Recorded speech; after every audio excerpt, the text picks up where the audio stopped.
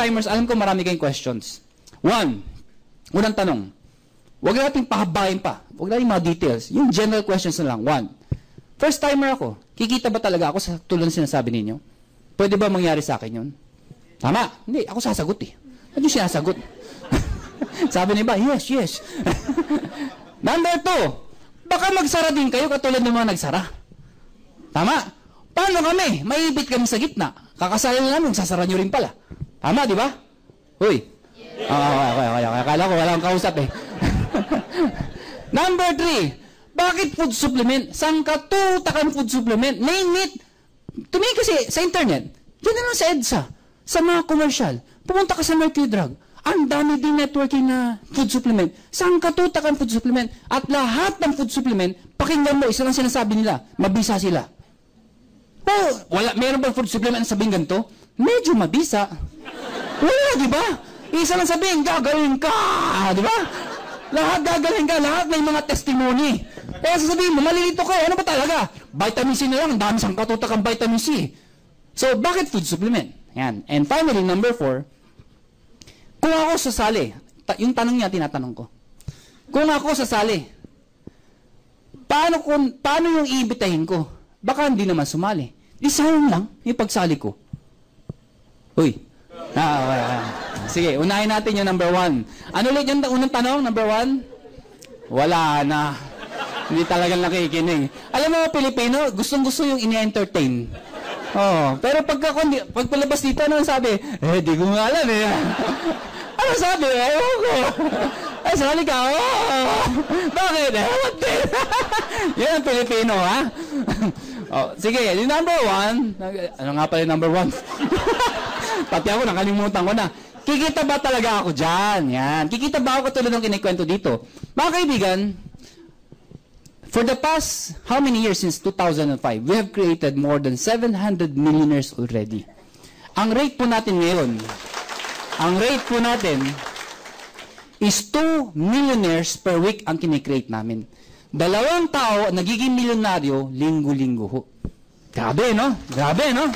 Ngayon, sasabihin nyo naman, natural, yung mga tao ngayon, yung mga nauna. Dahil ang kumikita dyan, yung mga nauna.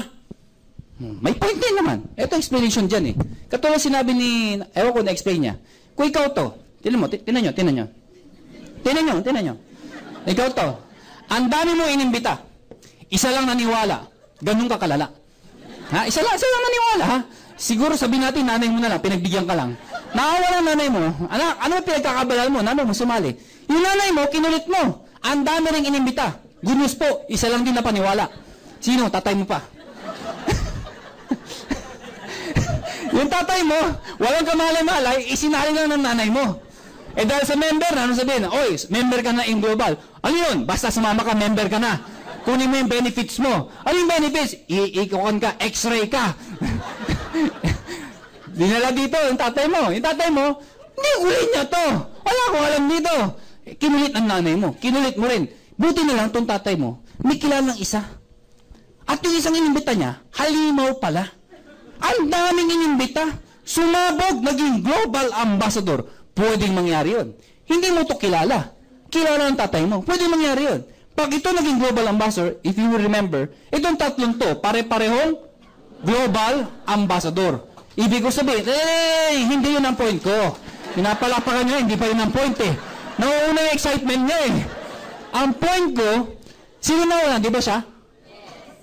Pero, mas malaki kinikita nito. Bakit? Di ba may 1.5 siya? Di mas malaki kita to. Nakuha niyo ako? Ang good news dito, pag kumita to ng pera, kumita. Pwede pa siyang bumili ng isa pang account. Ano yung sabihin nun? Ito siya. Bumili siya isa pang account, ilagay niya dito. Bakit siya ibibili sa pang account? Kasi ang dami niya pang kilala eh. Instead niya yung mga kilala niya, para malaintindihan niyo, ikaw to. Nag-imbita ka ng isa. Kikita ka, tama? Yes. 2 lang ba ang kilala mo? Hindi. Magdadagdag ka pa, iimbita ka ulit. Pero hindi mo na pwede ilagay dito. Ilalagay mo sa ilalim ng bawat 2 yan. Kasi 2 lang eh. Pag nilagay mo dito, kikita ka pa rin, yes. Kaya lang, binigay mo sa kanya. Pag nag-imbita ka ulit, lalagay mo dito, binigay mo sa kanya. Etong worst ngayon. 4 na inimbita mo. May inimbita ka pa. Saan mo lalagay ngayon? Dito ilalagay. Kumita na siya. Parang binigyan mo siya ng pera. Wala siyang ginagawa. Tama. Naglagay ka pa ng isa. Dahil ang inimbita mo, 6. Kumita ulit to. Binigyan mo siya eh. Good news ngayon. Oo, kumita ka dahil meron ka dito. Pero binigay mo yung pera sa kanila. Ang good news dyan, ang ginagawa ng iba, katulad ko, instead na ito, nag-imbita kagad ako kagad to. Ako din yan. Para iimbitahin ko, lahat, ako yung kumikita. Same effort, dagdag ng 2. Intindihan nyo? Sabi ng mga first timer, wala na, nalito na. Kanina, 1.5 lang. Yan po, 1.5 na yan. Okay, yan, maintindihan nyo, as you go on, pag-aralan nyo yung negosyo, hindi nyo maintindihan sa umpisa. Ang point dito, mga kaibigan, ang kumikita, yung masipag. Hindi yung nauna. Ito naman tanong iba. Kung masipag din to. Masipag din to. Oh, di sino kumikita na mas malaki? Remember, ang isang account, pwede ka lang kumita up to 24,000 pesos per day. Naalala niyo yun? Kaya kahit anong sipag mo, hanggang 24,000 ka lang eh. Hoy. Nakuha nyo? Kaya kahit nauna ka, may limit ka eh. Hanggang dun ka lang. Nakuha nyo? Hindi pa rin una-unahan. Last, sasabihin nyo, oh, sige na, naintindihan na namin. Hindi mo, pasipagan. Kaya lang, sabihin natin na imbita na lahat. Paano ako'y nahuli? Hindi mo na nang maimbita. Tama naman, di ba? O, ito sagot ko. By the time mangyari yun, mayamang-mayamang ka na. Worse, patay ka na. Alam nyo bakit? Tining tumaigi. Pag-aralan nyo. Ang refrigerator, ang isang bahay, isa lang na refrigerator. Nakuha niyo ako? Ang daming brands ng refrigerator. Ang daming nagbebenta ng refrigerator. Huwag na lang yan. Pumunta ka lang sa factory ng refrigerator. Araw-araw, daan-daan ang ginagawa. Gawa sila ng gawa. Ibig sabihin, uy, benta. Hindi mo sila gagawa kung di bebente. Pag gawa sila ng gawa, hindi na uubos, gawa ng gawa. Ang tanong, isa lang naman ang kailangan ng bahay sa refrigerator eh. Bakit gawa sila ng gawa? Ibig sabihin, there's no such thing as saturation. Hindi mo masasaturate ang market. Ganun kalaki ang market. Araw-araw may pinapanganak. Araw-araw may nagiging 18. Paano ubusin yan? Nakuha niyo ako? At ang pinag-uusapan natin, hindi yung AIM Philippines. AIM Global. Nakuha niyo ako? Lakihan niyo yung tingin niyo. Tapusin natin to. Number 2. Ano yung pangalawang tanong? Magsasara. Baka magsara din kayo. Ito yung ginawa namin noong 2005. Tinatayo namin to. Ano sabi ng mga tao sa amin? Hindi porke magaling ka magluto, pwede ka na maging magaling na restaurant owner. Naintindihan yung sinabi? Hindi porke magaling ka magluto, pwede ka maging magaling na restaurant owner. Tama ho yun. Ito sagot ko. Kung sino may karapatan magtayo ng restaurant, dapat yung marunong magluto. O di ba mas may point yun? O, tinan nyo to. David Salon, bakit sumikat? Kasi mismo nang gugupit, yung may-ari, marunong ng gupit. Di ba Ricky Reyes, bakit sumikat? Kasi mismo may-ari, alam niya ginagawa niya. Nakuha niyo ako? Lijas lechon, ba't sumikat? Kasi mismo may-ari, mukhang lechon. Ay, hindi. Magaling magluto ng lechon. Di ba? Kaya sumikat nga Lijas lechon. Nakuha niyo ako? Ibig sabihin, hindi sa pagmamayabang. Hindi ko nila lahat, pero kadalasan ho. Ito lang ho yung kumpanya, yung isang may-ari, nakikita nyo. Nagsasalita. Umiikot ng Pilipinas. This week ho, nasa Davao ako. Next week ho, Cebu ako. Bago ho dito, galing po ng Lucena. Bago Lucena, galing po ako ng Hong Kong. After po ng Cebu, pupunta naman ho kami ng Singapore. Pagkatapos Europe. Bakit po? Ang dami nating branch eh. Ang hindi ko lang pinupunta, Nigeria. Hindi, natatawa kayo. Laki ng market natin doon. Ba't di ako napupunta na Nigeria? Kasi si Doc Ed muna bago ako. Yung presidente muna bago ako. Anyway, so ang question, magsasara ba kayo? Kaya nga namin tinayo ito eh. Alam niyo kung bakit? Sawang-sawa na kami sumali sa mga kumpanya nagsasara. Kaya namin ito tinayo para hindi na magsara. Yun ho ang idea namin. Bakit namin sasara to? Ang dami yung mayaman, maganda yung produkto. Ba't namin sasara? Ay kung sasara namin ito, hindi ako magpapakita. Bakit? Hanapin niyo eh. Nakuha niyo ako? Itong itsuran to, manloloko. Tinan mo yung katabi mo. Tinan mo. Pag maporma yan, walang pera yan. Puro dating, walang datong. Pangatlo, tapusin natin. Ano yung pangatlong tanong? Ano yung pangatlong tanong? Food supplement na naman. Bakit food supplement na naman? Mga kaibigan, 3 major reasons bakit food supplement. Number one, dapat ang produkto highly consumable. Imagine nyo kung produkto natin bag, sapatos. Kailan ulit kayo bibili ng sapatos? Ha? Kinakain nyo ba yung sapatos? Hindi, di ba? At yung sapatos, pinapamana. Huwag magtapon yan, gagamitin ni Junior yan. Oh, di ba? Luma na, gamit-gamit pa. Matagal maubos. Ang food supplement, mabilis maubos. Number two, dapat may unique selling proposition. Ano ibig sabihin nun? Kung yung produkto mo, mabibili sa labas, ba't pa bibili sa'yo? Di doon na lang bibili sa sigurado laging bago. Nako. Ba't pa bibili sa'yo? Bibili naman pala doon. So, dito, dapat unique selling proposition. Kahit saan ka pumunta sa buong mundo, wala kang mabibili ng produktong to, kundi sa AIM Global lang. Nakuha niyo ako? Kahit bumirek ka sa Nature's Way, kahit ilang milyon ang dalhin mo, Nature's Way, I'm going to buy these products, yung products ng AIM Global. Bebentahan ka? Hindi ho. Saan kayo tuturo? Sa AIM Global. Sino may-ari? Pilipino. At ang isa sa may-ari, nasa harapan mo. Nakuha niyo ako? And number three, bakit food supplement? Mga kaibigan, it builds loyalty. Ano yung loyalty? Kahit hindi ako kumita ng pera, basta gumaling ang nanay ko sa high blood niya, bibiling ko yan. Kahit hindi ako kumita ng pera, basta gumaling tatay ko sa arthritis niya, sa cancer niya, bibiling ko yan. Pag gumaling yon, it builds loyalty. Kaya food supplement.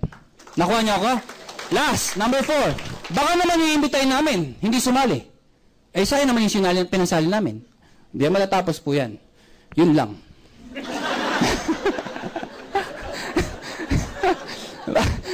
Hindi magagawa ba tayo? Kung inibitan, hindi sasali. Pero ito lang sabihin ko sa inyo. Mga kaibigan, mas marami hindi sasali kaysa sasali. Pero sa negosyo o kahit isang bagay, importante, buo ang loob mo. People fail in this business if they are emotional. Ano yung emotional? Nang-imbita, ayaw. Ano yung tsura? Ayaw mo? Ano sabihin namin? Tuloy ka lang, ganyan talaga. Lalakas na naman loob. Sige, upline. Nag-imbita ulit, ayaw na naman. Ayaw mo rin. Hanggang isang araw, sabi niya, ayaw na. Mahirap. Mga kaibigan, hindi porke na isang ayaw na isang tao, tapos na ang buhay mo. Hindi ho ganun yun. Remember this. Many war has been won. Even the first few battle was lost. Uulitin ko, English eh. Many war has been won. Even the first few battle was lost. During World War II. Sino hong buhay na ho dito ng World War II? World War II. Pearl Harbor. Napanood ko yan eh. May libro ako yan eh. Pinag-aralan ang hilig ko sa gera eh. Hindi ako nakipag-gera. Pero ang daming lessons sa gera. World War II, Pearl Harbor, the mighty fortress of the entire Americans in the Pacific Ocean. Thousands of American soldiers. Hundreds of aircraft carriers, fighter jet planes, several aircraft carriers. Ang daming, pareho lang yun, ganun yun. Basta may jet saka fighter, andun na yun. Nakakalito eh. Kayo ba naman gusto magsalita, malilito ko talaga eh. Ang dami, but on December 7 of 1941, di mo makakalimutan yan. December 7 of 1941, it was surprised by the Japanese. And thousands of Americans died. The whole world was shocked. Vulnerable pa lang ang Pearl Harbor. Anong point doon, mga kaibigan? Sa unang laban, ano nanalo? Axis. Natatalo Allies. But it doesn't mean natalo ang Ally. Tumuloy ang gera. At the end of the war, sino nanalo? Allies. Ang sabi ng Emperor ng Japanese, this is a true-to-life story. Anong sabi doon? We have just awakened a sleeping giant. Mga kaibigan, pag kayo may kausap kayo at ayaw niya, ano sabi mo? Thank you for your time. You have just awakened a sleeping giant. Pag maya, sasabihin mo, pag talikod, I shall return. Pag mayaman naman, balikan mo. Katulad ko, no ako'y nagkakotse, ang dami ko inibita mga klase ko, PT, physical therapy, gustong-gusto mag-abroad. Kailangan na experience, nagtayo ng clinic sa Las Piñas, sa Pulang Lupa. Nagtayo ng clinic doon. Hindi ako sumali. 7 kayong barkada, 6 nagtayo ng clinic. Ako hindi. Pinagtatawanan ako, tao sa akin. Recruit. Nagkakotse ako, year 2000, Honda VTEC SIR, Tafeta White, brand new, walang plaka. Pagdating, ang una ko pinuntahan, barkada ko. Pinunta ko talaga. Pag-park sa tapat ng clinic, pip, pip, pip, pip, pip, pip. Ha? Yung mga barkada ko, nakaputi. Pagtitinginan, syempre, brand new, wala pang tint. Kita ako sa loob. Nagtagang, sino yun? Sino yun? Ako naman naka-shades. Sabi niya, si John ba yan? Si Aspirin ba yan? Ako naman, binaba ko yung bintana. Tumutunog. Binaba ko daan-daan bintana, sabit na nanggal ko yung shades ko. Ako nga, yeah! Yeah! Ha? Mga kaibigan. Ang point ko mga kaibigan, kung yung iimbitahin nyo, ayaw nila, huwag kayong masasaktan. Ladies and gentlemen, tatapusin ko po ito sa huling words. Sana ho yung prinsipyo ko maging prinsipyo nyo. Ano bang prinsipyo ko? Nauuna na kayo, yes, yes. Ano ba yung prinsipyo ko? Sana ho yung prinsipyo ko maging prinsipyo nyo. Ano ba yung prinsipyo ko? Habang bata ka, habang may oras pa, habang may lakas, pag may opportunity, sumubok ka. Hindi man para sa'yo, ang importante, sumusubok ka. Marami kasi sa atin, hindi pa sumusubok. Ang nauna sa utang, pare-pareho lang yan. Ganyan din yung iba. Si Aling Tekla, kilala ko, nagsandaran mo pa, wala nangyari. Ganyan din yun. Ang sinasabi ko, hindi lahat ng opportunity susubukan mo. Pag-aaralan mo muna. Sumubok ka. Pag wala nangyari, okay lang. Tandaan mo to. Ang failure, kasama yan ng success. You will never be successful kung hindi ka nag-fail. Mag-fail ka muna bago ka maging successful. Mga kaibigan, pag wala nangyari, okay lang yun. Ang mahirap sa atin, kung kailan tayo tumanda, saka tayo mag-iisip. Dapat pala, nung bata ako, sumubok ako ng sumubok. O gusto ba, 90 years old ka na, 90, saka ka susubok. Ano na itsura mo nun? Nasaan yung opportunity? Sasali ako na. Sinong re-recruiting ko, ha? Ha? Gusto ba yung 90 years old ka na? Yumaman ka man, hindi mo enjoy. Bakit 90 years old ka na? O may kotse ka, 90 years old. Ang ganda ng BMW ko. Ay, hindi ko makita ang daan. Hindi mo na-enjoy. Ha? Ano ko? Maganda yung bata ka pa, malakas ka pa, sige lang. Mag-fail ka, okay lang yan. Kung mag-succeed ka, tingnan nyo ako. Nakuha nyo ako? Dahil mas masarap mag-succeed habang bata ka, maniwala ka sa akin, iba ang success pag bata. Dahil iba ang bata. Ito naman yung iisip mo. Sabi ka, di totoo naman eh. Pag bata ka, mas marami ka magagawa. Mas marami ka may inspire.